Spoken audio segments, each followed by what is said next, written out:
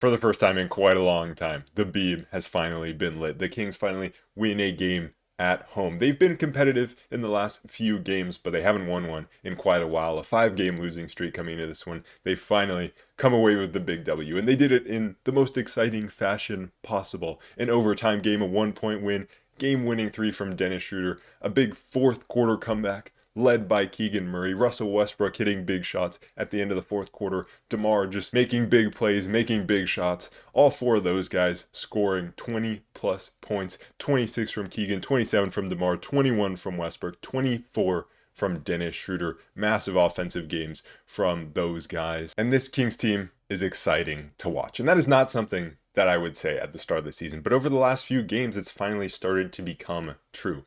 At the start of this season, I was disinterested in this team, and that is the worst thing that I can be about my basketball team. That's the last thing I want to be, is disinterested. And that's what they made me. And that's a feeling that I've rarely felt about the Kings. And so for them to have turned it around this quickly and finally made me interested again, it doesn't mean they're going to win a bunch of games. It doesn't mean they're a great team by any means, but I'm finally interested again.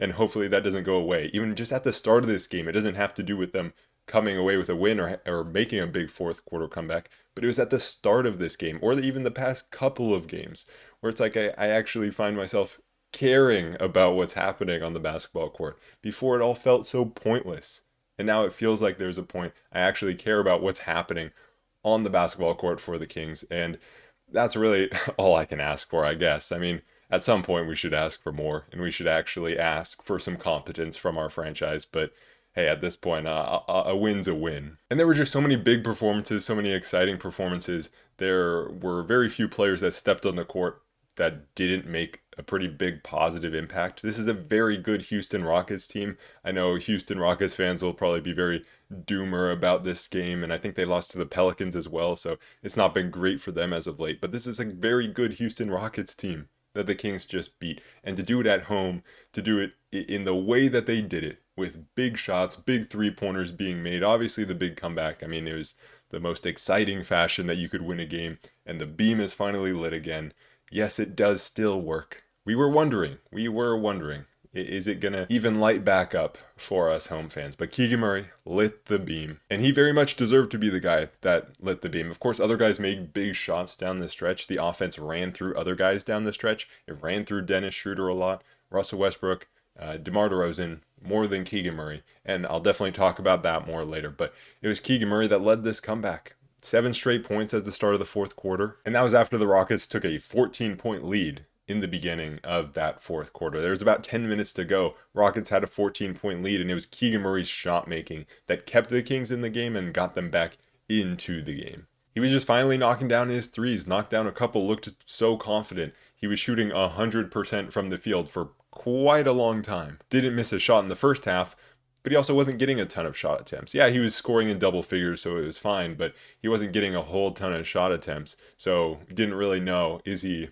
on fire? Is he feeling it this game? Or has he just taken so few shot attempts that, he's still perfect from the field? But it turned out that he was having one of those games where he doesn't really miss. Going 3 for 4 from 3 for Keegan must feel like a breath of fresh air with the struggles that he's had from the three-point line. And I talked about it after the last game, where it's like, if he just hits a couple of threes, his stat line looks completely different, and we probably feel such a different way about the offensive performances that he's had, because he's had these offensive performances where he's scoring 15, 16, 17 points in a game, and it's like, okay, that's fine, but it leaves us wanting a little bit more, and he finally gave us that little bit more in this one, even though they didn't really go to him down the stretch, which was a little bit disappointing. But we got to see him at the start of that fourth quarter lead the comeback with his shot making. And he hit that transition 3. He hit the momentum 3 that's been lacking. He missed yesterday a big momentum 3 that would have made the crowd go crazy, and probably it could have propelled the Kings to a win. In this game, he knocked down that tough transition 3 when he was on fire.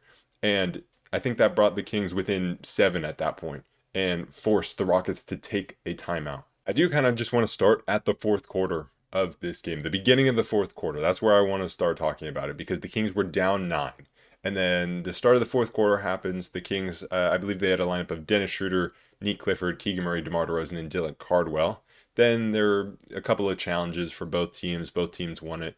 There was the one where Dennis Schroder just gets shoved to the ground by Kevin Durant, and they called a foul on Dennis Schroder, and that would be important later because the Kings were out of challenges, and using the second one forced them to also use their last timeout, which could have been important. Turned out it wasn't. They were able to force overtime anyways, but then it felt like they needed a challenge in overtime as well, but didn't have it, so they had to waste both of their challenges. But the Rockets were just knocking down threes, and they were able to take a 14-point lead. Jabari Smith Jr. was huge for the Rockets in the fourth quarter and in overtime. He was big in overtime. But the Kings responded by forcing turnovers. The Rockets had 4 turnovers very early in that fourth quarter, and some of them were kind of unforced. The Kings were trying to pick up full court, and so credit to them for that. But also the Rockets were kind of just throwing the ball away pretty carelessly. And Keegan was able to go to a floater. Then he knocks the ball away, a little bit of a back tap, and hits that big transition 3 that I talked about. That forced the Rockets to call a timeout. Kings were within 7. I didn't exactly have a ton of hope yet that the Kings were actually going to make this comeback happen because there was a long way to go, so they had plenty of time to do it. But 7 points, you're getting there, but it's definitely not a comeback quite yet. But him hitting that big transition 3, it was a big moment in the game, right? It had the crowd pop, finally a crowd pop. And those types of shots, they feel different. Those shots that force the other team to take a timeout because you know the other team is feeling it too. You know the other team is finally starting to feel that momentum that you're gaining, and they have to put a stop to it by calling a timeout. And then out of that timeout, Keegan continues to be aggressive. And that's what I liked to see. It wasn't just, okay, he scores like 5 points here, forces a timeout, and then just disappears. Immediately he comes out, knocks down another mid-ranger. He was absolutely on fire. The Kings went on a 12-0 run after Dennis Schroder hit a 3 that got the Kings within 2. Also credit to Maxime Renaud battling on the boards against Şengün, keeping him off the offensive glass. I was a little bit worried after Keegan scored 7 straight points, and then the ball goes to DeMar DeRozan, and he kind of is just holding the ball there for quite a while. And I was like, okay, here we go. We're going to get into that isolation-heavy basketball, and we're going away from Keegan Murray, and that is kind of what happened, and so it was a little bit disappointing, but he did swing it to Dennis Schroder. Schroder hits the 3. And so luckily, you had a lot of guys that were on fire. You had a lot of guys that were making plays. I still wanted to see Keegan be more involved down the stretch, and I do think that's something the Kings lack, is a little bit of that creativity from maybe a coaching perspective on the offensive end to get a guy like Keegan who's very hot, and the other team knows it, and the other team is going to try to deny him the ball. They lack a little bit of that offensive creativity to get him more shots, or at least to use him as a decoy, because it felt like they weren't even really doing that. Instead, kind of running him off these weak curls and not really getting him anywhere. So I would definitely like to see the Kings offense have a little bit more creativity, but they were able to get things done because of the individual brilliance of Dennis Schroder and DeMar DeRozan. And Keegan was able to knock down another 3. Dennis Schroder fed him for another 3, and it was one of those 3s where he wasn't wide open. It felt like he could have passed it up, and so I'd love to see that aggressiveness from him taking that 3. And then the Kings went on a little bit of a cold spell. They missed 3 straight wide open 3s, and that felt like the moment where maybe it slipped away. They were all 3s to take the lead. They were down 2, had 3 straight wide open 3s. One was from Nick. Kings get the offensive rebound. Schroder misses it. Then DeMar, the next possession, goes to the corner, wide open, and he had been on fire, and he airballs the 3. And then Keegan also airballed the 3. And after DeMar airballed that 3, he got knocked down. Rockets run the other way, play 5-on-4, and Alperen Şengün gets a pretty easy and 1 to go up 5 points. And I thought that may be kind of the end of the run that the Kings were on. And I feel like a lot of times the Kings would probably let that be the end of things. But they kept things going. Maxime Renaud hit a nice floater off a feed from DeMar, and the Kings started showing bodies at Alperen Şengün because he had really been killing them. And it was a mixed bag. Şengün had a really nice behind-the-back pass to Amen Thompson, so credit to him for that. But they also forced Şengün into a turnover when they were showing him bodies. I liked the way they were doing it, bringing it from the baseline. A lot of times it was Nick Clifford, and they were just showing him bodies with high hands, trying to force him to make tough plays. Sometimes he did with that behind the back pass, but they were forcing him into tough positions. And then the Kings made a lineup change, which they pretty much ran the same lineup the entire fourth quarter. They started with Dylan Cardwell, pretty quickly went to Maxime Renaud at the center position, and just ran with Schroder, Neek, Keegan, DeMar, Max for most of the fourth quarter. But then they brought in Russell Westbrook for Neek Clifford, and I honestly didn't like the move at the time, because it's like, okay, here we go, we're bringing in another kind of non-shooter, even though he had been knocking down his threes, so fair play to him. And you're bringing in another guy who wants the ball and who wants to make plays, when I already feel like Keegan, who was the hot guy, is being iced out of the offense a little bit just because of the isolation basketball that's being played by DeMar and Dennis. And now you're bringing in another guy to do that. And that is kind of what happened. Russ got on the ball a lot and took some questionable shots at times, but he made enough positive happen to get the Kings the win. And so while I still disagree with the decision, I still would have kept with Neek Clifford because he was part of the group that made this big comeback, and I thought he was playing well in the defensive end. They go to Russ, and Russ helped this team win. So Doug Christie, obviously, it worked out. He made the right decision, and Russ came in, immediately made a mid-ranger. Then the Kings had to challenge an out-of-bounds call to get the ball back, and they did that successfully, but they were down 5, and there was a possession. And if you watch the game, you definitely know the possession I'm talking about. That was like a minute-long possession for the Rockets. The Kings could not grab a rebound. And when they finally did in Maxime Renaud, then he's kind of trapped into the basket and throws the ball away. Although I'm not quite sure what happened there, but he turned the ball over. The broadcast glitched out at that point, but he turned the ball over. I think the Rockets had like 4 opportunities at that point, and the Kings were showing bodies to Kevin Durant. They started out by throwing bodies at Şengün, then kind of evolved into throwing bodies at Kevin Durant, and they were not able to come up with the rebounds after they were in scramble mode because Kevin Durant was pulling the ball all the way back up to half court, making the Kings defense really spread out as they showed him bodies, which is exactly what you're supposed to do when you're getting hard double teamed like that. Just out of nowhere, you're supposed to make them cover a lot of distance and play 4-on-3 for as long as possible. That's what the Rockets did, but they weren't able to make the shots, and the Kings' scrambled defense was good enough to get the misses. They just weren't good enough to grab the rebound. And they eventually got the ball back, not by getting a rebound, but by Maxime Renaud stripping Kevin Durant on a help defense, and that led to a DeMar DeRozan dunk. So it was kind of funny because it was a minute-long possession, killing a whole bunch of time, that very valuable time that the Kings needed, but the Rockets didn't score, and DeMar got an easy dunk off the possession. So it worked out. It felt like the game was going to be over because of all those offensive rebounds, all of those missed opportunities for the Kings to give themselves a chance, with the Kings being down 2 possessions. But they got the stop and got a quick score off of it, and all of a sudden, you're right back in it, right back within 1 possession, still plenty of time, like 38 seconds or something like that. And they played good defense on that not final offensive possession, or defensive possession, because Kevin Durant did have an opportunity at the end of regulation. But on that possession, they forced Şengün into a tough 3, and Westbrook almost fouled him. He jumped out at him, but was able to avoid Şengün. Şengün, it baited Şengün into trying to foul bait, and he missed it really badly because of that. And because Russ was closing out so hard, he was also leaking out on the other end, runs down the court to the corner.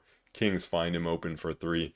He bangs in that 3, and the Kings get the tie because they didn't have a timeout at that point, so they had to push it. They do, and it works out.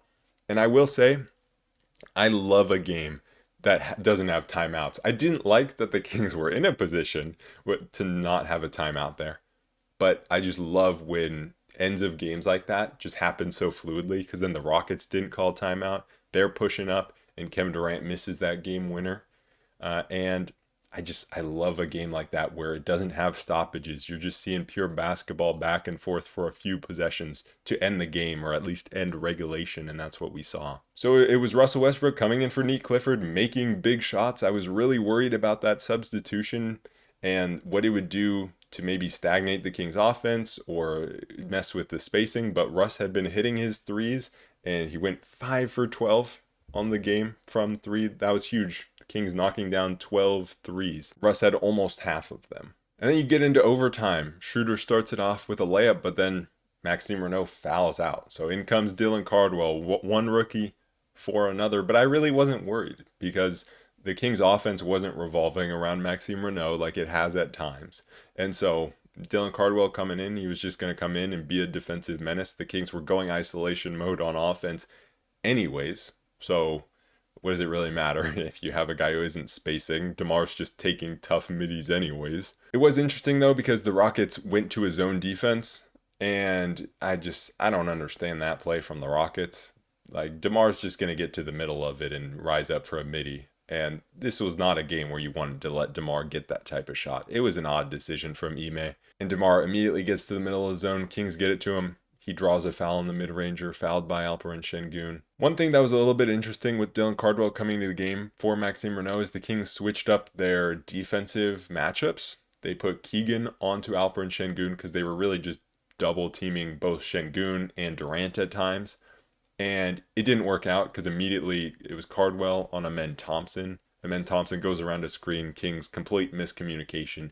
Don't know whose fault it was because I don't know what they were supposed to be doing. But Cardwell doesn't go under or fight over, and they don't switch it, and Amen Thompson gets an easy dunk. Then on the other end, Keegan, like I mentioned earlier, airballs a three. And so it looked like it was going downhill because the Rockets had the lead.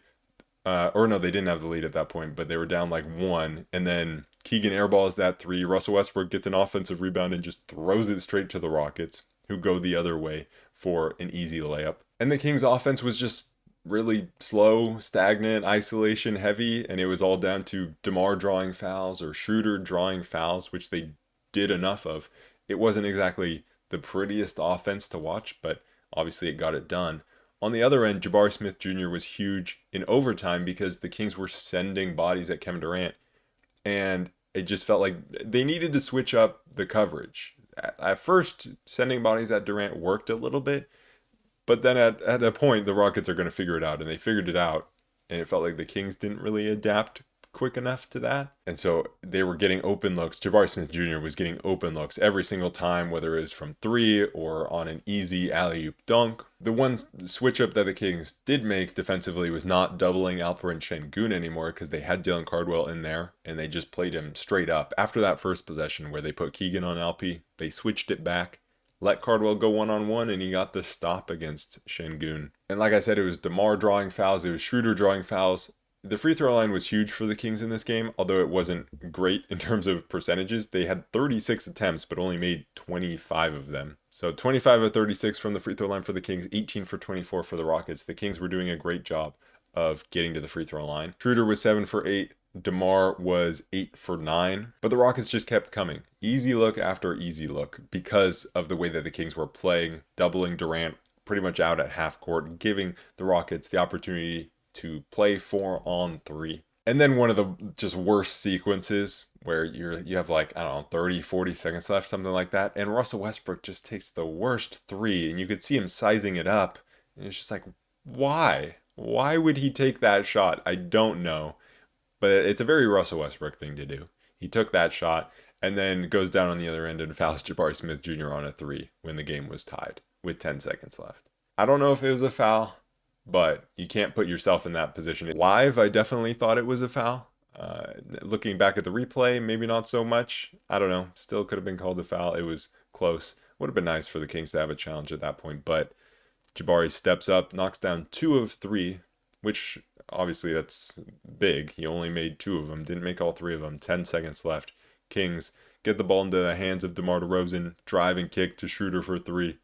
Knocks down the 3, the corner 3 for the lead with 2 seconds to go. And then Durant over Schroder in the mid-range for the win, and he misses. So Dennis Schroder comes away with the game-winning 3. He made big shot after big shot down the stretch of this game. And to me, this just looks like a team that has so much more fight than it had earlier in the season. And it looks like a team where, well, now you obviously have Keegan Murray, plus you have Zach LaVine and Domantas Sabonis out. It just gives you more freedom to play lineups that make more sense together. And that doesn't necessarily mean the starting lineup, which still is questionable because the spacing is not there with Precious Achiuwa at the 4.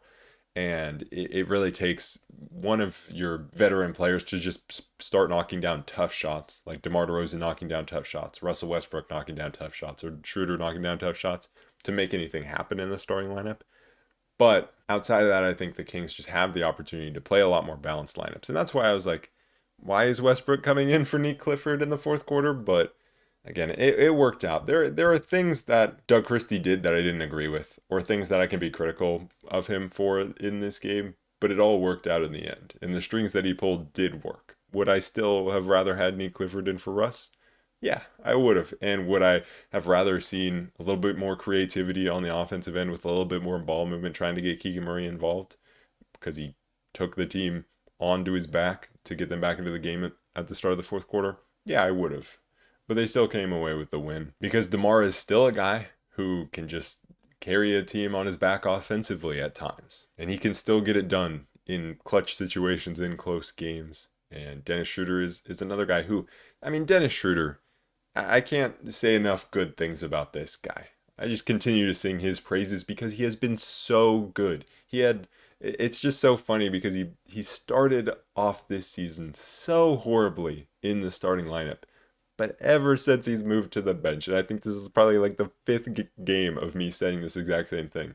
Ever since he's moved to the bench, he has been incredible. He has been exactly what this team has needed. So I think when you can win a game, when you're playing your three rookies, when you're getting 20 plus points from Keegan Murray, but then your vets are able to take home the win in the end, I mean, I think that's a great successful day. Because for me, it's really not results driven at all. There have been wins this season that haven't even made me that happy. It's like, it's about how the team plays. And the team was playing hard, and we were getting to see the right guys play in the game. And we actually saw Malik Monk take Keon Ellis's second half minutes, which was interesting. Keon got the first half, Monk got the second half. But we're able to see the guys that we want to see playing, actually playing, and playing a good amount of minutes, like Nick Clifford playing 27 minutes, Max playing 37, Dylan playing 21. And we just get to see some very exciting basketball. Because I think even if the Kings hadn't come back from that deficit in the fourth quarter, sure, I wouldn't have been quite as happy, quite as giddy over the win, and it wouldn't have been as exciting, of course. I think I still would have been coming on here being like, it was a solid game, guys played hard. Nick Clifford had his moments, Max had his moments, Dylan had his moments. Like, all these guys had their moments, and you had some nice offense from DeMar and Schroder, and that's all I'm asking for. But we can also back up a little, go to the start of the first quarter. It was interesting because the Kings ran back the same starting lineup, and I thought they would do that because although Precious hasn't looked good in the starting lineup in the first two games that he's been in, or not the first two games he's been in the starting lineup, but the last two games that he has been, it hasn't looked good at all. In this one, the Kings got off to a 14-4 start, so it was looking great. It wasn't necessarily looking great because the offense was looking amazing, running super cleanly, doing exactly what you want. They were just like Russell Westbrook was stepping out and hitting a couple of threes. And that's what has to happen for the starting lineup to be successful offensively. You have to have DeMar hitting his tough mid-rangers, or Russell Westbrook stepping out and hitting threes, or Precious stepping out and hitting threes. I was still a little bit worried with Precious because he missed his first couple of shots inside. He drove inside and then completely missed a wide open three-point shooter that he could have kicked out to and didn't hit him. But Precious did make enough good things happen on the offensive end, and he did it through driving to the rim, really. Because he was the guy that the Rockets were actually giving the space to, so he could get a full head of steam getting downhill. For everyone else, there wasn't much space on the floor, but they were knocking down their shots early. The defense was keeping the Rockets out of the paint. They were able to stop Amen Thompson on his drives and keep him out of the paint, keep him shooting jumpers. They were very much trying to take Durant away at the cost of giving others open shots, and at first the Rockets weren't knocking down those shots. That changed pretty quickly, and out of the timeout, the Kings went to his own defense. Durant got free, got Maxime on him on the wing, hit a three, and Max was definitely struggling a bit defensively. Out on the perimeter against Durant, that's tough. Inside against Alper and Şengün, that's also tough. A couple of spin moves to his right hand for Alp against Max. It was a struggle. The Rockets hit 3 quick threes. They were running in transition after the Kings would miss shots, which they finally started to do. When the Kings were not scoring on the offensive end, the Rockets were running it right back the other way, and they got within one. After a 14-4 start for the Kings, it was then 18-17. I liked when the bench came in. It was Nate Clifford and Dylan Cardwell to begin with. Dylan Cardwell and Keegan Murray were combining on the offensive glass. They weren't necessarily coming up with every rebound, but I loved the way that they were getting after it on the glass. And then Keegan hitting a deep bailout three. That was a great sign early on. It was end of shot clock, super deep, contested three, and he just swishes it. Then hits a mid-ranger coming around a curl. So he was aggressive early on, not afraid to take those shots, and just him hitting that early bailout shot clock three was very important. And he was able to draw a foul shooting a three as well. And the Kings were really just trying to target Reed Sheppard all game, and Reed ended up with, I think, 5 fouls on the game because the Kings were just going at him, trying to draw fouls, trying to get into his body. The Rockets were generating some good three-point looks by driving into the paint, especially pushing the ball in transition, trying to create those cross matches. But I loved the way that the Kings bench unit with Schroder, Neek, Keon, and then add Keegan in there with Dylan Cardwell. They were going in and out of zone. They were scrambling on defense. Whenever they could get set on defense, they were playing very well. But even when they couldn't, they were playing some good scramble defense. Dylan Cardwell was doing a very good job of protecting the rim. It is very nice to have a rim protector. And I loved that lineup of Dennis Schroder, Nate Clifford, Keon Ellis, Keegan Murray, and Dylan Cardwell. There are definitely still some size problems with Schroder, Neek, and Keon, all being 3 smaller guards. Neek's not a smaller guard, but they're all smaller players. But Keegan and Dylan were definitely getting it done on the glass, and they were able to keep the Rockets off the glass. No Steven Adams for the Rockets, so that obviously helped. But the other thing I liked about that lineup was the way that they were running the offense. It was very fluid, and then if they couldn't find anything, then it was, okay, find Schroder. It's like, all right, we tried for the first 15, 16 seconds of the shot clock to create something. If we don't create a good shot through ball movement, then it's like, all right, give it to Dennis Schroder, and he'll operate from there. And I liked that Schroder, he wanted the ball in those situations. He was willing to take control, and that's really what you want out of a vet point guard. That's why this team full of young guys, when you are playing the young guys, needs a vet point guard like that to be able to take control. And I think Schroeder's done a brilliant job of that. The Kings were down 1 after 1 quarter. Rockets were 6 for 12 from 3. And they just continued to be hot from 3 into the second quarter. Went 10 for 18 from 3 in the first half, compared to the Kings 5 for 15. So being outscored by 15 points from the 3-point line. But it was the Kings winning the rebounding battle, 25-19 at halftime and 9-6 on the offensive glass. The Kings they didn't let the Rockets get away. Even when they went up 8 points early in the second quarter because Durant was cooking and then Thompson was cooking. They got some brilliant offensive players that are going to be tough to stop. And you don't expect the Kings to really win this game, but they stayed in it because of their physical defense. And again, it was Nate Clifford playing some good physical defense, which is a great sign. He continues to impress on the defensive end and improve, because I think he struggled early on in the season. He struggled because he didn't know how to play physical defense without fouling. Now he's starting to get it. He's starting to learn. He's not fouling as much, and he's able to play legal physical defense. And he's also being physical on the offensive end, going straight at Reed Sheppard, putting his shoulder into him, going to a floater and hitting that. It was interesting with a lineup of Schroder, Neek, Keegan, Precious, and Max. It was Schroder and Precious as the guys who were driving and creating things, which was weird. Because like Schroder, yeah, I get, but then Precious was like our secondary creator. It was very weird because normally I don't like Precious having the ball in his hands a whole bunch. Like, sure, you can drive to the rim a little bit, but he was actually creating some really nice things. They were getting to the free throw line a bunch. I think Precious got to the free throw line like 3 times in quick succession, and Schroder also got there once. And Schroder and Precious were both creating easy looks for Max. I felt like he didn't really have his floater in this game, but he was able to get the easy ones right at the rim.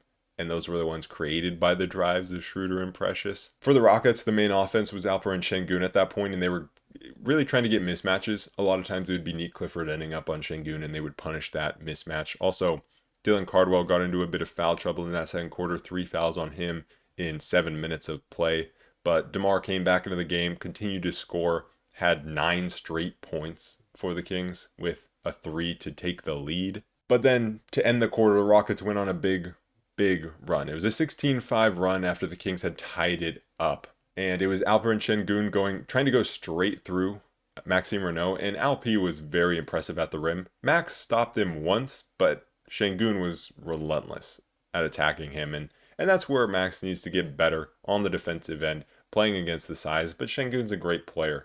And Şengün on the defensive end also was getting a ton of blocks. He scored like 6 straight inside, had one where he just outmuscled Max and dunked on him. And to end the quarter, Keon Ellis fouling Reed Sheppard. It was pretty marginal contact, but at the same time, contact to a shooter, they're going to call it most of the time. Keon needs to be better. He does that too much. Like he just has to be further away from shooters. He can't risk that type of contact. Like you can be mad at the call because it was like he barely grazed him. It's like I get it, but that's on Keon. He can't be fouling like that. It was a dumb play. But the Rockets, they were up 11 at halftime. Şengün had 18, so he was the biggest problem. But Reed Sheppard also had 12. Durant had 12. Reed was interesting because he was getting a lot of open looks. And he wasn't really knocking a ton of them down, but he was just getting so many looks. He wasn't very efficient, but he still had 12 points. DeMar had 15. Keegan had 12 points on 100% from the field. Russ had 11 points, 1 assist, 3 turnovers. Thought he was a really bad Russ first half despite the threes. Like the threes were the things that he was doing well, but when it came to putting the ball on the floor and creating, like it felt like he was very tunnel visioned at the rim and would not kick out and was not making the right passes. To start the third, again, it was Precious going to the rim, getting foul calls. The Kings were kind of just relentless inside, even when they were getting blocked at the rim. But then it was like Russell Westbrook taking a bunch of shots, not really passing. He hit a 3, but he was 5 for 17 from the field at one point. As a stark contrast to Keegan being perfect from the field until he finally missed a couple of middies in that third quarter. But then it was interesting because Malik Monk came into the game instead of Keon Ellis, and he got a big standing ovation from the crowd because he had been a DNP in the past couple of games. He only played 5 minutes, had 2 points, had a nice layup at the rim. So it's an interesting situation because I definitely liked seeing him get back into the game. Don't want to see him getting DNPs, but it's also tough to fit him into these lineups, and we're finally playing lineups that make more sense, and part of that has to do with him getting DNPs. A lot of the Kings offense was getting to the free throw line, and that's what kept them in the game. And they weren't making a lot of their free throws, but they were getting there enough to stay in it and to stay within 9. And I thought Schroder was a big catalyst for the offense. And that's where they were within 9 going into that fourth quarter. Keegan gets them back into the game. DeMar, Schroder, and Russ take it home on the offensive end. But there were also some big defensive plays from Maxime Renault, knocking the ball away from Durant. Dylan Cardwell holding up one-on-one against Alperen Şengün on the defensive end. So really just a great team victory. Looking at some of the box scores, Keegan had 47 minutes, scored 26 points, 9 for 14 from the field, 3 for 4 from 3, 5 for 5 from the free throw line. It was an odd box score for him. Only 4 rebounds, not a single block, and he scored 26 points, and he made his threes. So pretty much the opposite of what we've been seeing this season, where he hasn't been able to make threes, but he's getting a ton of rebounds and blocks. Apparently, Dikembe Keegan Murray Mutombo has taken a break for now. But to see those 3-point shots go down, again, like I mentioned before, a breath of fresh air. I was so happy to see those threes go down. If he can just get a little bit of consistency on those threes, it changes everything for him. He is definitely my player of the game, the way he catalyzed that fourth quarter comeback. Then you have Maxime Renault, 12 points, 14 rebounds. Definitely was not his biggest game, but he was battling on the boards. He struggled a little bit against Şengün, definitely. That was tough. Şengün had 28 points, but made some big defensive plays, had some big defensive rebounds down the stretch, was able to get that big steal on Durant. So a good game for him still, despite, the floater wasn't always going down, but he made a big one late. And he did foul out in the fourth quarter, but he got a big hug from Doug Christie because he was out there working his ass off. DeMar, in 40 minutes, had 27 points. Man, you're running the old man into the ground. Like, damn, 40 minutes. But he went 9 for 17 from the field, 8 for 9 from the free throw line. Also had 9 assists, a couple of steals, a block. And he was just very important throughout the entire game. His scoring, going on runs by himself to really keep the Kings afloat offensively. And I had absolutely zero problems with where he was getting the ball. There were only a couple of times in the fourth quarter when Keegan Murray was on fire, where I'm like, okay, you don't need to give DeMar the ball there and have him just hold it. But for the most part, that wasn't the case for DeMar.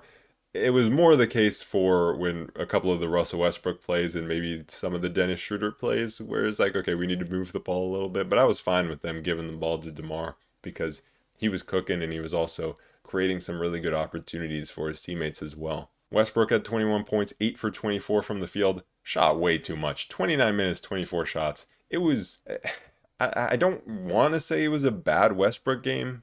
He hit 13 rebounds. Obviously, he hit some big shots down the stretch, made some big plays, also made some dumb plays, took some dumb shots. I mean, I say it a lot. That's just the Russell Westbrook experience. Some good, some bad. The good is really good and the bad is really bad. And I think there was more bad in this game, in all honesty, but it doesn't matter because he made a couple of big shots down the stretch and he went 5 for 12 from 3. And the Kings needed those 5 threes desperately. So, sure, get your 21. The last guy in the starting lineup, Precious, had 5 points, went 3 for 8 from the free throw line, was getting to the free throw line, and had a couple of assists too. He was playing well and getting to the rim and creating some offense. Just needs to knock down those free throws. Kings as a team, like I said, 25 for 36 from the line. That's 69%. That is not nice. But then off the bench, 24 points from Schroder. And opposite to last game, it wasn't the bench coming in with the big offensive performances outside of Schroder. It was the starting lineup actually giving this team the offense that it needed. But Schroder, 7 for 13 from the field for those 24 points. 10 assists, 7 rebounds, only 1 turnover. He has been incredible. And you know, the Rockets really need a guy like Dennis Schroder.